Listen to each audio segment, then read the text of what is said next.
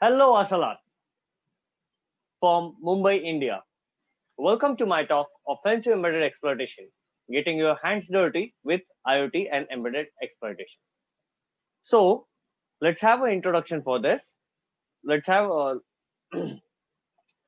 So the agenda for this talk is first we'll have an introduction, then we will set up an arsenal, then we will have a recognition session, then we will have a showtime, that is firmware analysis, then dynamic testing, and finally we will touch base the fuzzing, reverse engineering, and exploit development section. Okay, so let's get started with the introduction. Myself, Kaustup Padwar, also known as Security Beast on Twitter.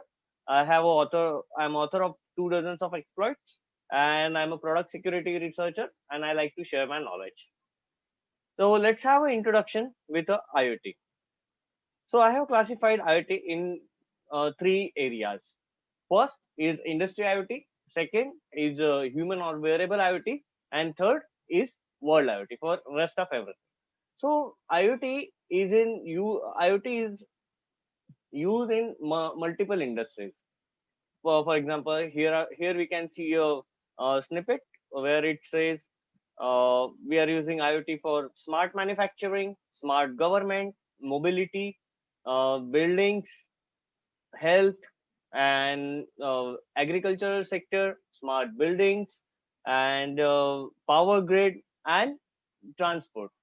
So smart manufacturing industries are using IoT to improve their product quality, improve the quality time for improve the manufacturing time of the product, and maintain on storage purpose. So let's take an example. Like there is a company who produced the ice cream. They want to ensure that their ice cream is not getting waste or not getting melt in a warehouse. So those ice creams are stored in a cooler. So that cooler connects with one small sensor, IoT sensor, which can monitor the temperature of the cooler, which can monitor the power supply to the cooler, which can monitor the multiple things, means multiple parameter it can monitor, and it will send the real time alert. So generally these warehouses are pretty much big, so like thousands of warehouses are there where this everything gets stored. So to keep track on each and every fridge, for example, in one warehouse there is a hundreds of fridge. So to keep track of each cooler, it is not possible for everyone that keep rounding keep rounding there and check that whether fridge is working, whether temperature is not. So to avoid this, what we can do, we can put one small sensor inside that on that cooler. That sensor will keep checking everything, like its power supply, its temperature, and it if anything goes wrong, it will send an alert to the store manager. So that store manager, that warehouse manager, will come to know that, oh, fridge number X is not working, it is having temperature issue because of power cut. So he can quickly send someone and get those things done, which can save lots of ice cream getting melt. Okay, just for example, so this is how manufacturing industries are using IoT devices for multiple purpose. Then a government. So we can see that there are roads, we have a street light in city. Street lights are continuously on, so if we put one small sensor which keeps eye, or if someone is passing, then only it will turn on the light. So it can save a lots of electricity bill for government, and it will also save electricity energy, so go green kind of stuff, and it will turn on the light only when it is required. Then mobility is the key base for IoT, because there are few bands like NB IoT, narrowband IoT band, which provides the connectivity to the IoT dongles using mobility. Smart digital citizen, that is us. We are getting smart every day, smart watch and everything. Like we have a smart watch, smart glass, and many smart products are coming at our home. Then open data, okay, it's data stuff. Then health is the key element for IoT. Like I heard about a smart ambulance. So the moment patient enters inside the ambulance, what happens is like doctor that those IoT sensors will get connected to his body, and the moment sensor get connected to his body, the real time data of his body will send to the doctor, so that patient don't have to wait to reach a hospital and get tested. So doctor can start treating patient dynamically on the go inside the ambulance only. So agriculture is one of the good example. Like in some rural area, we have seen there is a heavy power outage called load shedding. So if sometimes power come at midnight 3, then farmer have to go to the farm and he have to turn on that motor to send the water to this farm. So what this IoT devices will do, it will sense that electricity is gone. It will turn off everything. Once the electricity is back, it will automatically turns on the motor and give water to the farm. And also it can sense something like is the water is required for soil. So it can sense the dryness of soil. If the soil is dry, then it can automatically turns on. So many such test cases are there in farming also, which is in use for IoT purpose. And smart building, I have excellent example in next slide. And smart transport, Tesla is an excellent example. Okay, now in human IoT. So these devices are so much improved that it enter inside our body. Like in the pacemaker, you can see here, the came. Pacemaker is responsible for maintaining your heartbeat. So it resides inside your body. Similarly, if you have a child diabetic patient who cannot take care by herself, so you can install this IoT insulin pumps also. So this pump will trigger when you fire a command from device, or it can be automated. So like a 10 ml shot to your baby, when it is required, it will automatic on certain time it will automatically uh, give a insulin. And you can see the cow here. So IoT for others is like a smart, you can call her a smart cow. So IoT for others is like people are developing multiple gadgets. Like one, I have seen that one belt is getting developed for animals.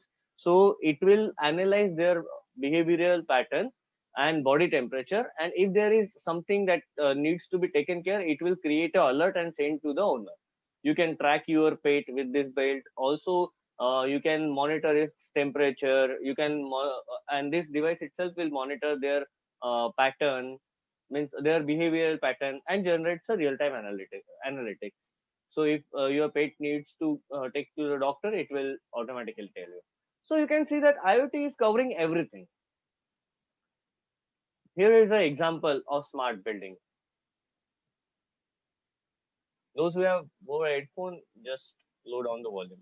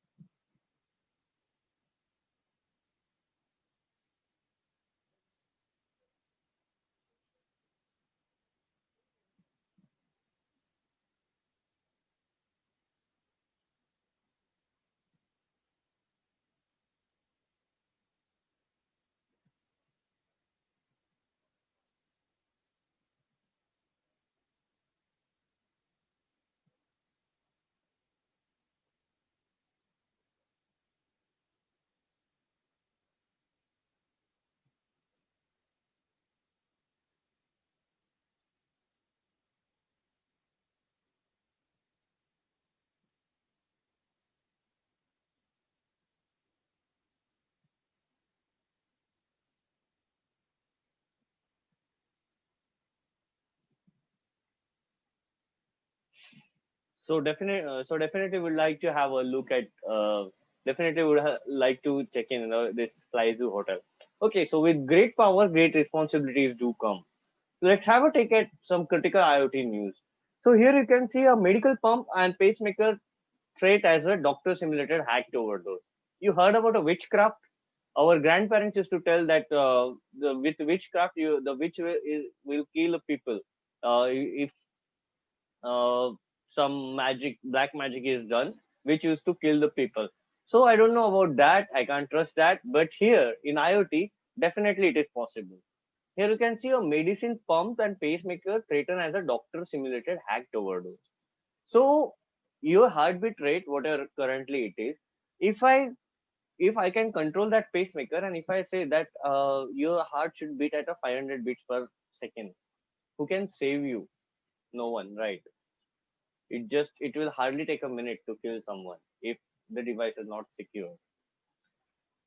So you buy a product to surveillance your home, and it becomes a spy gadget for the hackers. So here you can see hackers break into smart home, play inappropriate music, and communicate with the resident via camera.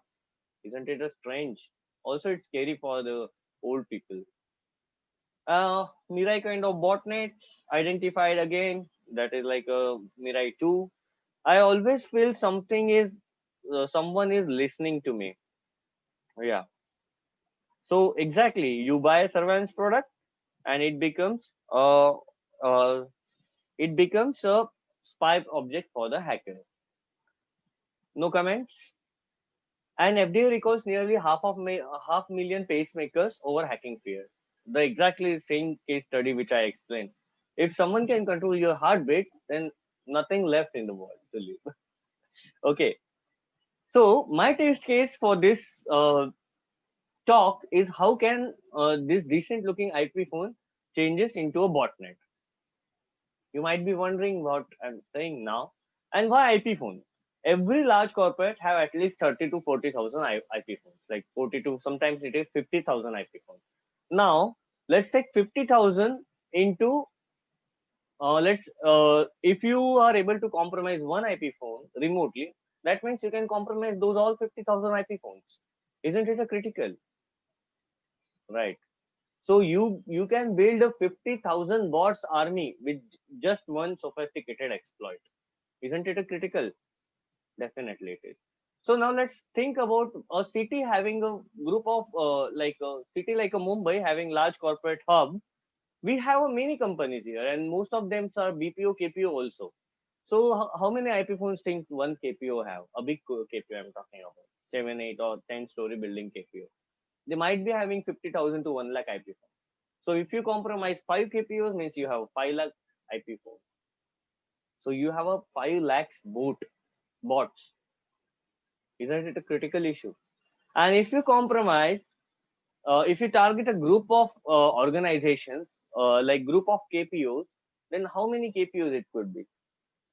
10 KPOs per city. And if you target a country having KPOs, how many it would be? Millions and billions KPOs, right? So millions and billions IP phones with hundreds of KPOs. And if those millions of bots will fire a DOS attack, denial of service attack, distributed denial of service attack, you think anyone can survive? A product company like a Google, Facebook, Amazon, Flipkart, no one can save them, right? No one can save. Literally, no one can save them with a millions of attack, like millions of bots is attacking one web server. It could be a biggest denial of service attack in the history, right? So let's see how can we do it, or can we do it or not. Okay. So before we get started with the setup, what we have to do? We have to set up a arsenal. And many times wherever I present this talk, so people used to say, "Sir, I want to get started with IoT, but I don't have those fancy devices, or I don't have a testing equipment to get started with." So let's have a look what we need and how much we need to getting started with a testing. So here I categorize to this preparing the arsenal in two sections. One is basic setup, and second is advanced setup. So let's see why what uh, we need a basic means what is the minimum need of setup for this for IoT testing. The first thing we need is the Linux. Why Linux? Because Linux provide the lowest level access to the operating system. Second, vast community support is available. Third, seamless integration with QEMU.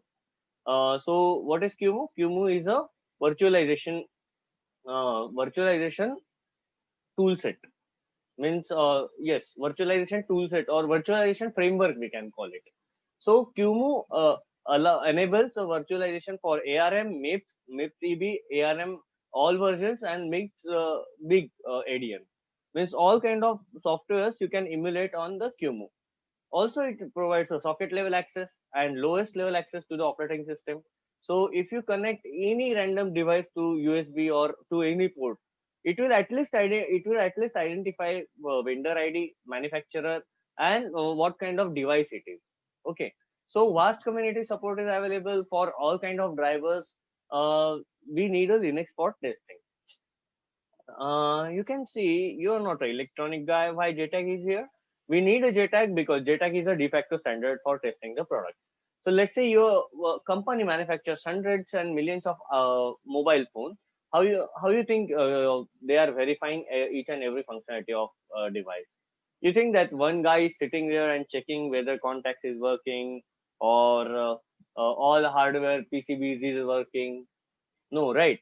So there is a JTAG interface. Once you connect that JTAG to the JTAG interface of the device, it will perform a quick check whether everything is working or not. So, but why we need a JTAG? Because some devices don't have any way to access the device. Like they don't have a LAN port, they don't have a WAN port, they don't have Wi-Fi, they don't have Bluetooth, they don't have UART, they don't have SPI, they don't have GPI. Then what we do? We need to connect to the JTAG to get hold of the firmware. Sometimes you may not found the pins there, but points are definitely present because JTAG is a de facto standard. Then when it comes to the IoT, it comes to the wireless. We want a wireless sensors, wireless environment with a least wire we want to live. So to test such kind of protocols like Zigbee, Z-Wave, we need something to test wireless. So API Mote is that device which will test. It is from Riverloop Security. It will test all your wireless communication and wireless attacks like what we say, packet injection attack, packet replay attack, packet capture attack, all these attacks. Now connectors, yes, definitely you need a connectors because connectors are live. So what you need in it, we need at least one LAN card, one extra WAN card, one Uber tooth, this screwdriver set, this Shikra. So Shikra is something which allow you to connect a JTAG, UART, SPIO, GPIO, and everything. So it is all in one connector. Whenever you order for two. And for hacking radio frequency, we need a HackRF from Great Scott. Okay. So all you need is this for getting started into embedded device on IoT device security test. Now, advanced setup. So there is no limit for advanced setup. You can go as long as possible. You can you can buy as many as connector you want, many jumper cables and everything, whatever you want, you can have it. There is no limit. The new type of device will come, you need a new type of connector. And one day your setup will become like this. I got it from DEF CON slide. Okay, so now we got tools. Now we need some weapons. We got a hardware, we got arsenal. Now we need a weapon. So, what tools we need? Software tools. We need a Binwalk. It's a master tool for extracting all kind of file system. Developed by Craig Hepner, Dave TTYS, an amazing file system extraction tool. Then we need a Firmadyne.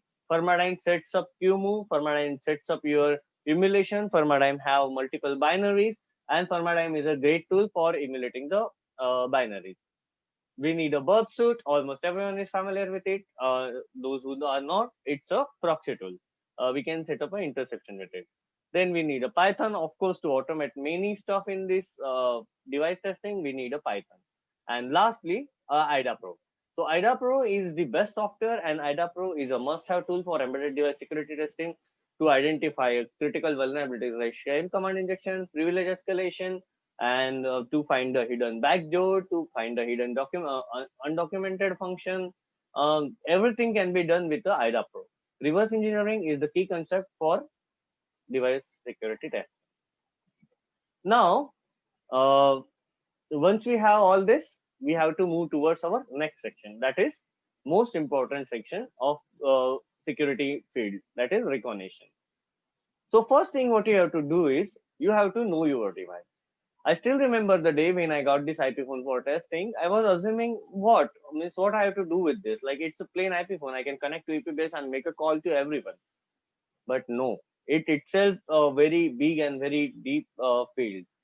So first thing is we have to identify what kind of architecture it has. Is it a ARM device? Is it a MIPS device? Once we got the architecture for processor, then we have to identify what is the operating system it is running. Yeah, this also have operating system. So like we have to ensure whether it's a Linux, whether it's an Android, or it's a hard coded MCU code, works on MCU programming, or what. Means first we have to identify that. Once we identify this architecture, then your operating system, then we have to identify uh, chipset specification. So does this device support Wi-Fi? Does this device support LAN card? Does device have serial console? Does device have UART console, JTAG console, GPIO console, or SPI console? Whatever it have. So first thing is to know your device. Here we can see it's RJ11 port, it's RJ45 connector. So definitely we can connect with a LAN port to this device. And before you start the device testing with hardware, first thing is you should ask for, you should be like this. I want more. Everything you should be asked. I want more. I want more. I want more. So what should ask? What should you ask? You ask for a product specification document, which something looks like this. This is a snippet format. So here you can see that device supports SIP2 V2 protocol. Device supports RTP protocol. Oh, that means it does not support SIP TLS and SRTP. So if your boss is using this kind of phone, then if you sit in between this phone, you can decode the communication and listen what your boss was talking to his boss regarding your appraisal, right? So you can basically perform a MITM attack and you can listen to their communication. So from this protocol itself, we come to know that this product is vulnerable, right? So many vulnerabilities you can identify from this. Also, you will come to know what is the device capabilities. Then you should ask for the device manual. So like here in device manual, we can see that the firmware of device is upgradable. It have a web management interface. It have a password management. It have a multi-user support. So if someone set up the password for admin user, then here you can see it's a multi-user support device. Then you should give a try to user or support kind of account. Then algorithms. So why you need a algorithm? Why you need to review algorithm? Because these algorithms are used to generate many things like a password to access the device, your Wi-Fi password to access the Wi-Fi, and many things. So let's say you have hardened the device and it's a completely secure and no one can hack it. And let's say if it is a running a algorithm for generating Wi-Fi password that MD5 some of your MAC address, isn't it super weak? The password will still look strong, but the algorithm is super weak. So all you need to do is the capture the beacon, run MD5 sum on it, and you will get the password to connect to the SSID. And generally, default passwords are everywhere. I still believe it's the biggest vulnerability. And a magic number. So what is a magic number? So magic number are those number which enable special diagnostic mode, special debug mode, and special developer modes on the device. So like in Android, if you go to your build screen, if you check your build number, you type 10 times there, it will enable the developer mode for your phone, right? Similarly, to access special diagnostic interfaces, developer interfaces, debug interfaces, there are magic number. If you want to enter in that mode, you have to enter that secret code. So you have to verify the magic number generation algorithms too, and also you have to verify that what is the impact if this magic number algorithm got leaked, and what you can do with the magic number. Some device provides a Linux level access, root level access with the magic number, and of course a user manual. Here what it say: default PC port connection type bridge, default username is admin, default user mode name user is user, web UI password is null. Wow, they created a web UI, they created a web UI management interface, and they created uh, multiple users, but they were least bothered about setting a security. And the web login port is 8080. So now you come to know that from this IP phone, we can connect to the web interface of it, and we can log in with either admin user or a user mode. Okay, with a blank password. Get that noted. Okay. Now, whenever you perform a full, once you set up a device, what you have to do, whenever you perform a port scan, first thing is like to create a port scan, right? Run a port scan on any connected device. That is our first thing. So whenever you run a port scan, you should always run a port scan with a full ports on embedded device at least, because you may see some this kind of strange ports 41565, 23255, 4046.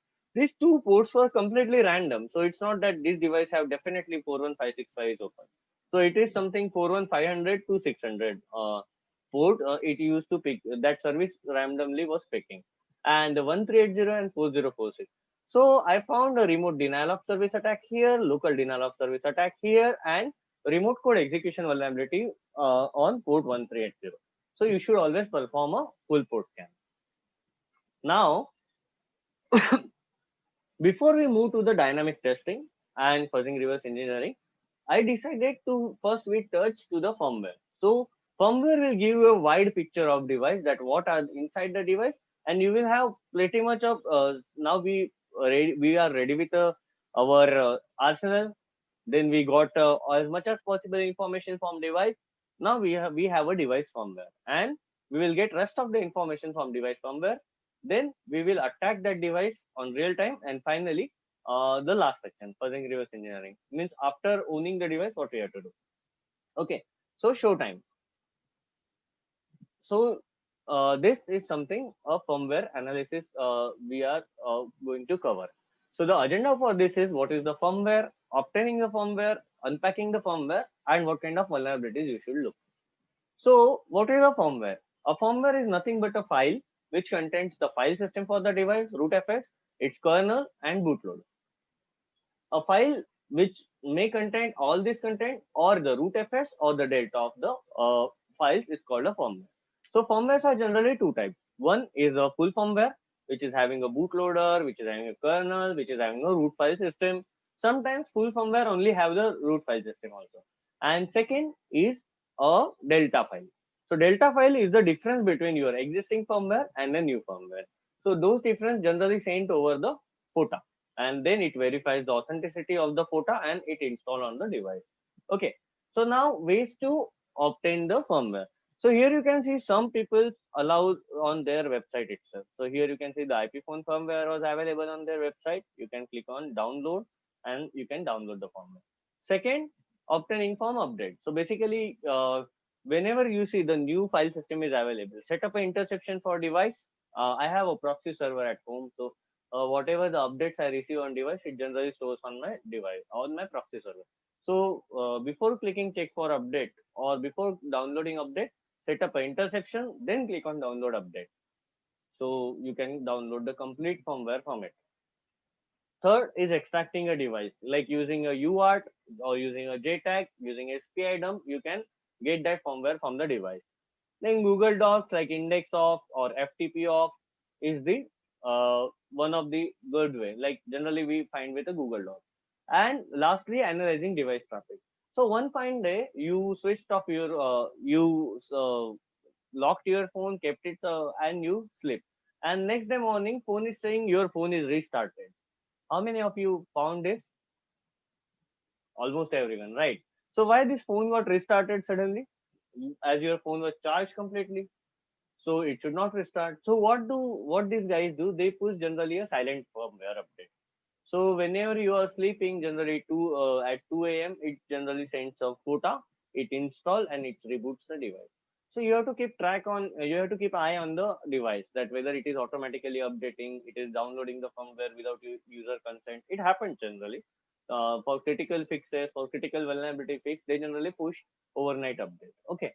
So analyzing device traffic is one way to obtain the firmware. Okay. Now you got a firmware. Now what? just run binwalk-e and extract the firmware? No, that is the dumbest one. I ran once binwalk-e on one encrypted firmware and it generated too many LZMA file and uh, pull my uh, which pull my complete system. Okay, so first thing you should do is a entropy analysis of device. First, you should know whether the firmware is encrypted or compressed. If the firmware is compressed, then definitely you can extract it with the appropriate reader. If the firmware is encrypted, you can't do it. You can't do anything without supplying the proper organ. Okay, so here is an example of entropy analysis. Looks like this is complete straight one line. That means this is a completely encrypted firmware. You cannot decrypt it without a proper password. So here you can see some portion here, here, and here is down. So that means this portion is unencrypted. So what you can do, you can extract those offsets using DD and read the content inside of it. Second, you can perform a hex dump and see what contents are there.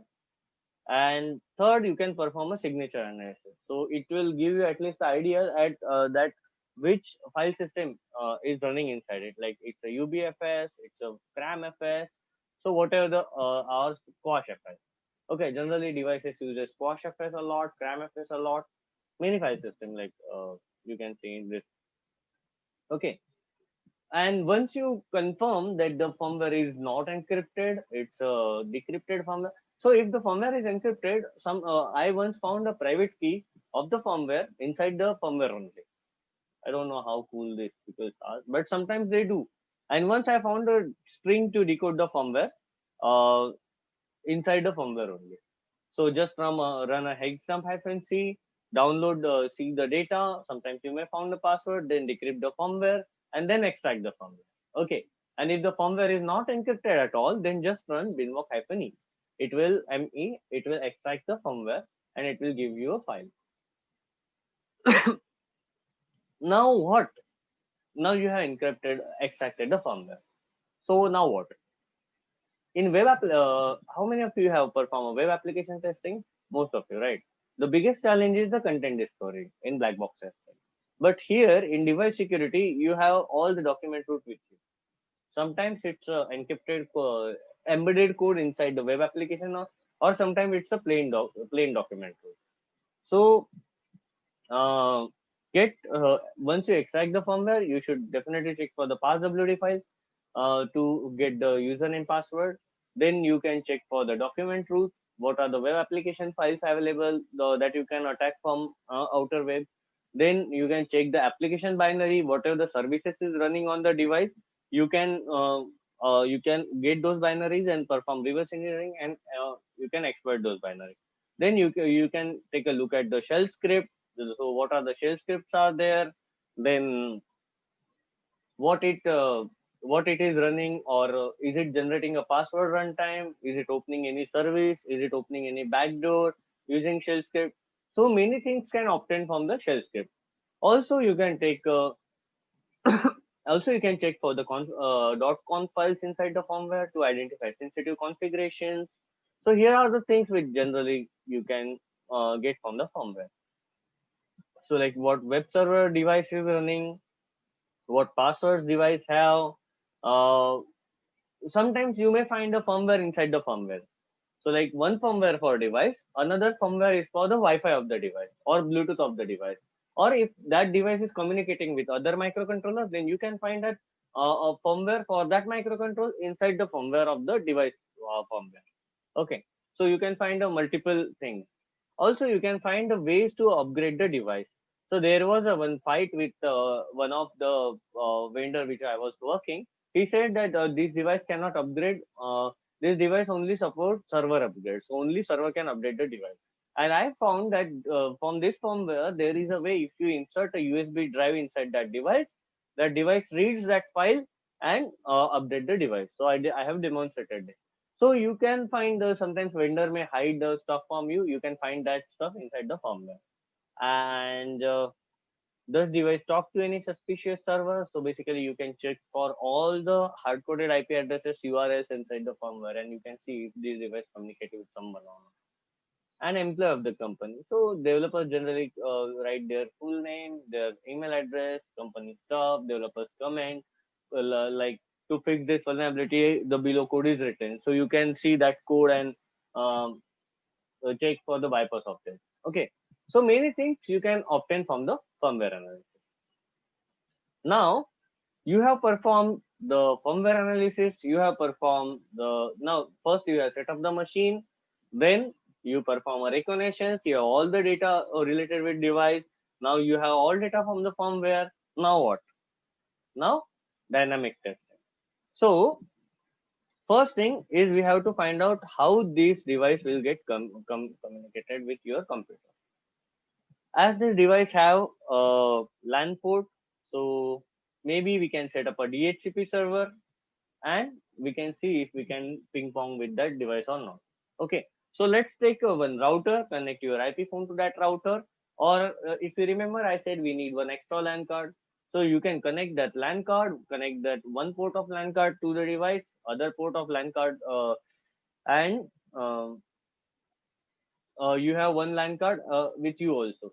So you can start a DHCP server. So one LAN card will become a client of the DHCP server on another LAN card. And you can connect one LAN card to the IP phone, means one interface to the IP phone. So this we can set up a DHCP server on local machine itself. Else, we can connect this device to the router and it will get an IP address and we can simply try to ping the IP phone. Now, first thing, we should do a Nmap. An Nmap flag, always remember you have to perform a full port scanning. Okay. So here is the Nmap result. Nmap-pn-p- aggressive and output is all format with IPphone demo. So what? So let's see what we get from here is like we found a telnet port is open. We found a 53 port. We found 80 web interface is open. We found 443 port. It is SSL and 7547. It is an unknown port. Oh, okay. Let's see. So from Nmap result, we found the telnet. I simply entered the IP address, telnet and IP address of the device. It asked for the username. I type admin with a blank password. I got a root. Here you can see.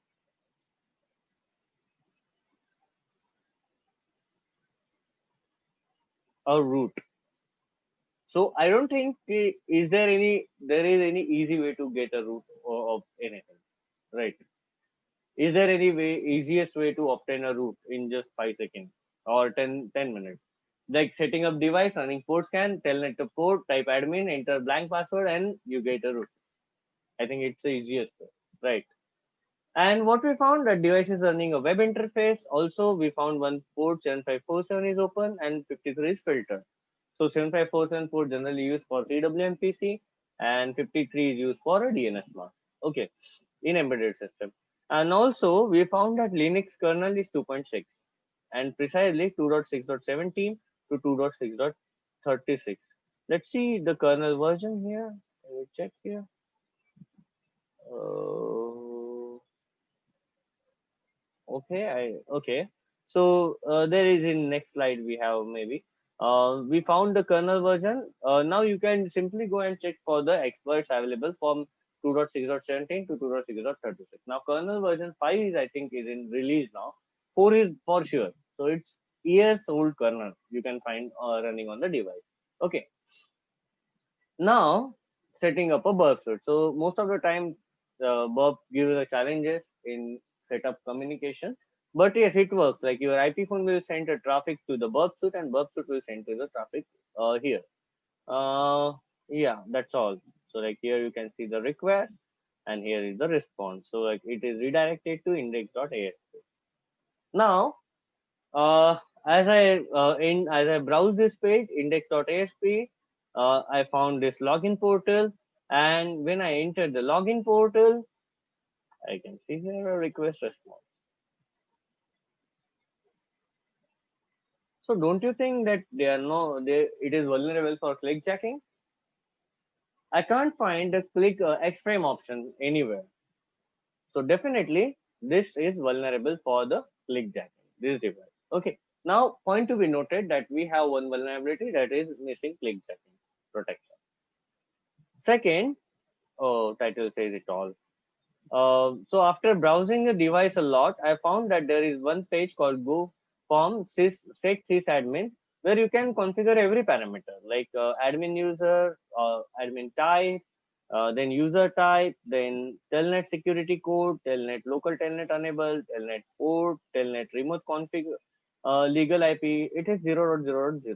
So that means any IP, right? Any IP can telnet, like WAN IP, LAN IP, anything can communicate with the device. Okay. And in this one request itself, you can do whatever you want.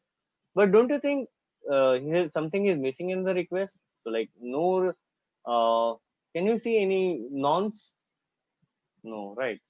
So this device, so we cannot, apart from cookie, there is nothing on the device. Like apart from cookie, there is nothing present inside the device. No CSRF tokens are present. Like no nonce is present. So if you just fire this request against any device, it will execute. Okay.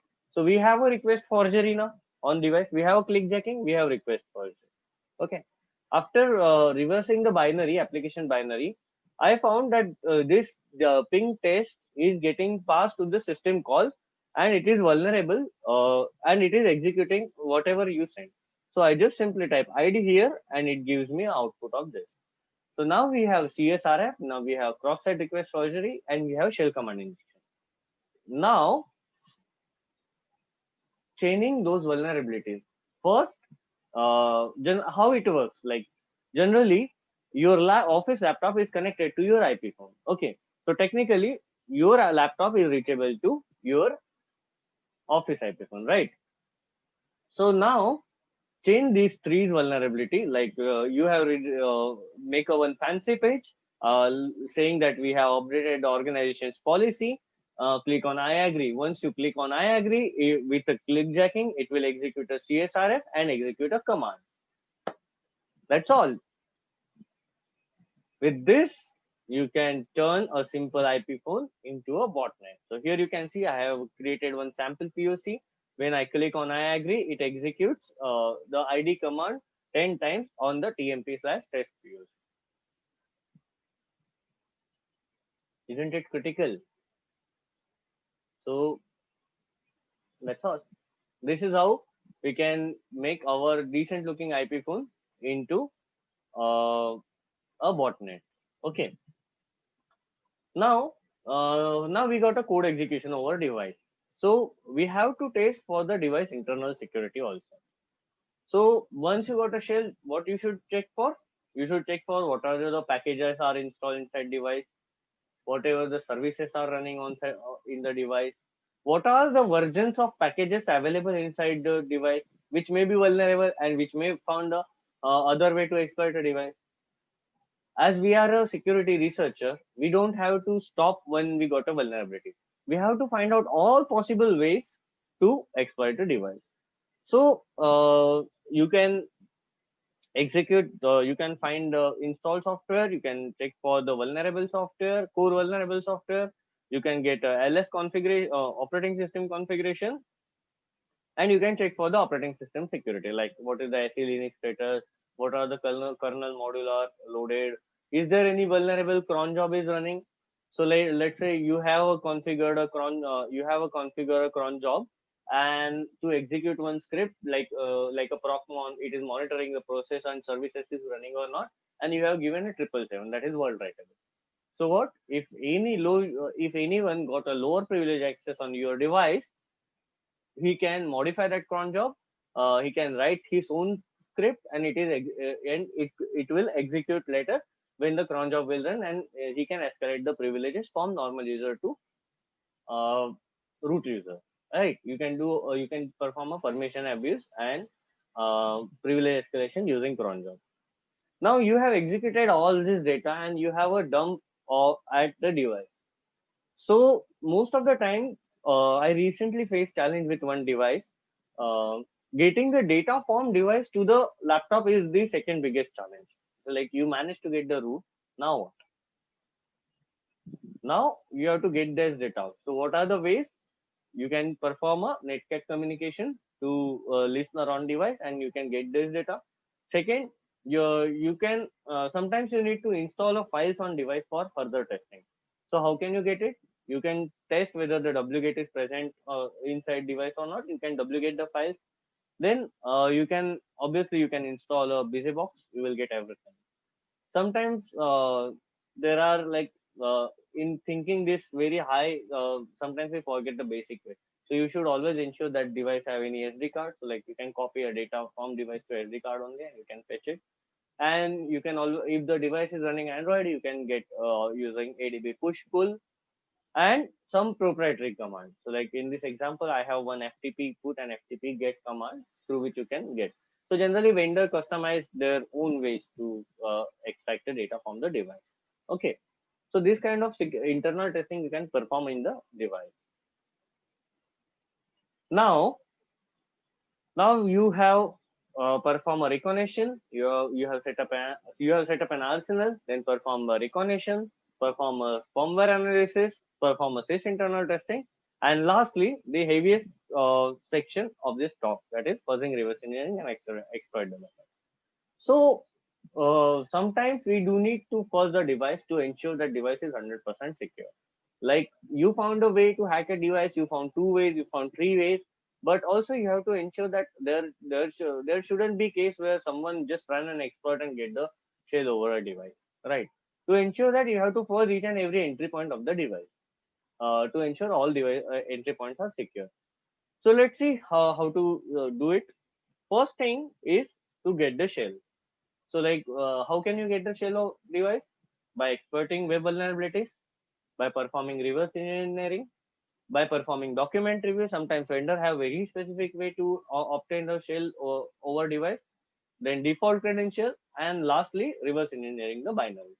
So in this case, I've managed to reverse engineer the binary, and from that binary I got a SSH username and password.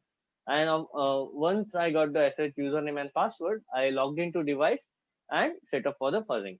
So due to time constraint, I'm not able to explain how to set up this device for from fuzzing. So there is a YouTube video available on offensive embedded exploitation training. You can visit that for full details.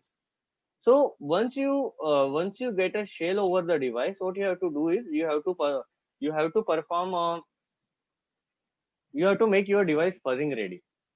For that, you have to enable a core dump, and you can set a pattern for core dump.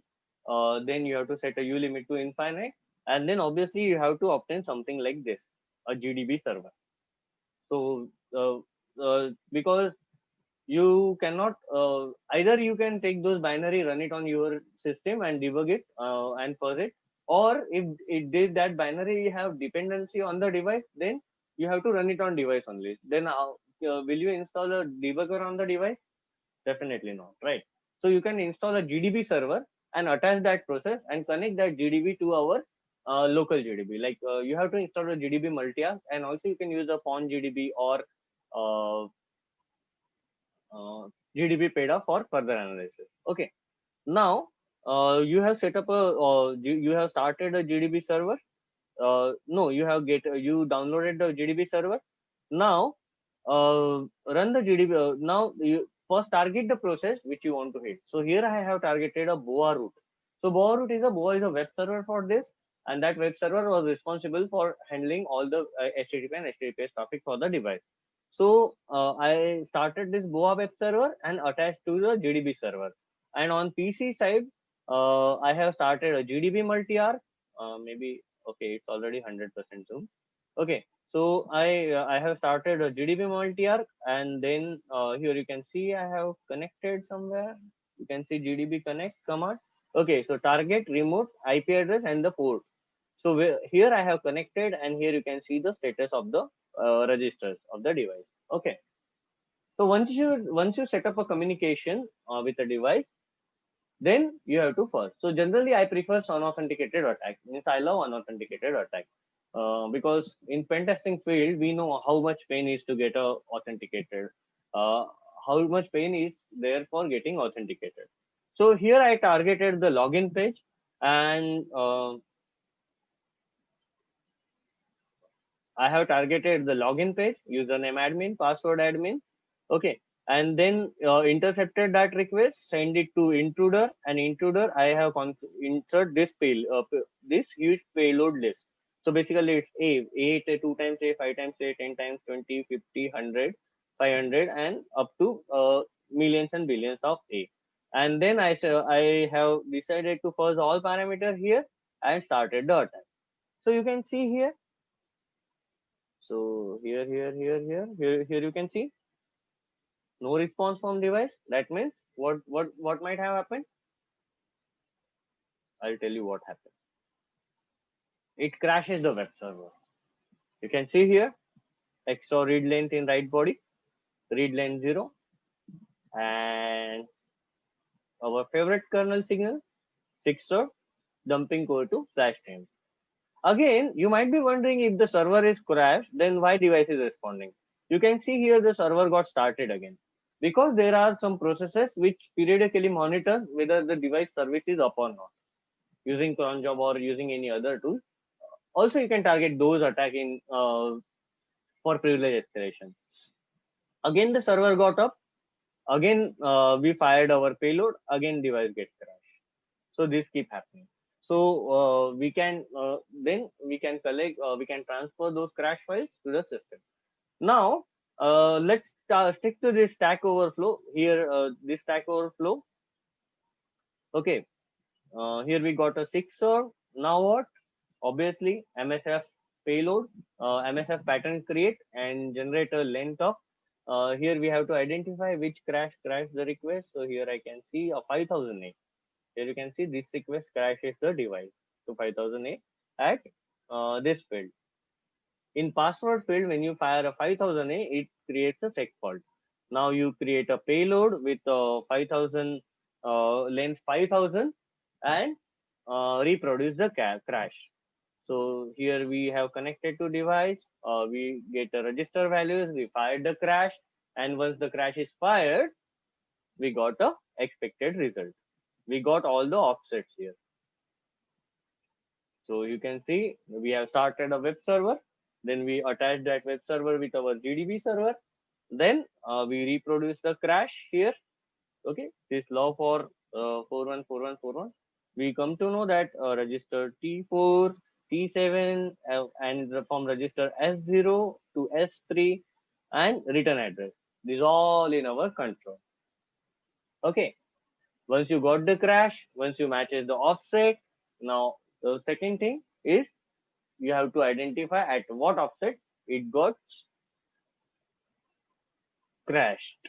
Okay, so from this offset value I have okay, so again we fired that request which is having a MSF payload, not MSF pattern create that string. We perform a crash and we got these values from register. Now match the offset.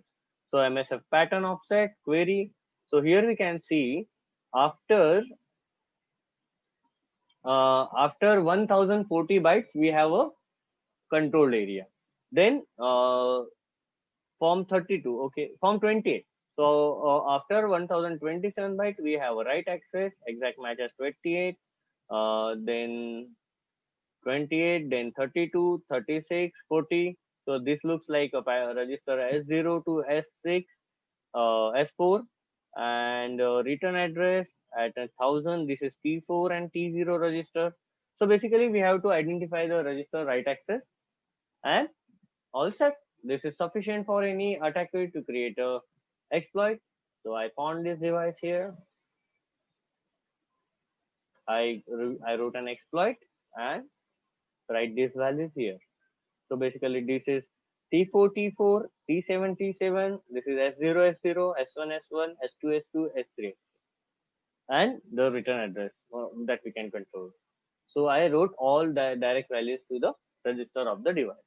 So what an attacker needs, shell code, maybe for a bind shell or reverse shell, and the padding, and boom boom, you own the device. Here is the exploit code. Here you can see it was a post request, and in that post request, I have added a payload for password field.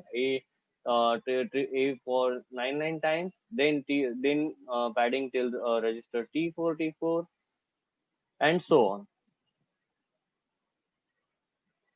So this is how, with one click or with just IP address, you can own the device. Isn't it a super critical than previous one? Thank you. I'm answering this question on Discord already. This is credit for all memes. Thank you, everyone. Hope you like this talk. You can follow me at Twitter at SecurityBeast, or you can mail me for any queries at kingkosu@me.com. Thank you again.